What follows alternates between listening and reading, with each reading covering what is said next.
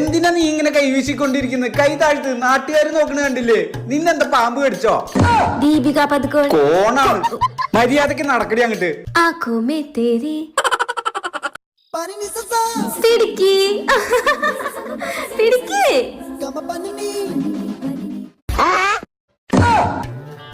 ആ ഫോൺ ഇങ്ങോട്ട് താടി. ഇവിടെ വഴിയറിയാതെ ലൊക്കേഷൻ ഇട്ട് നോക്കണേന്റെ ഇടയിൽ അവളുടെ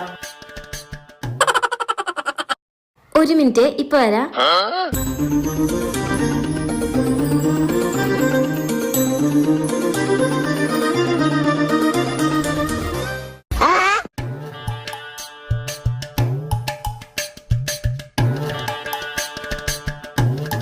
എന്താ നോക്കുന്നേ?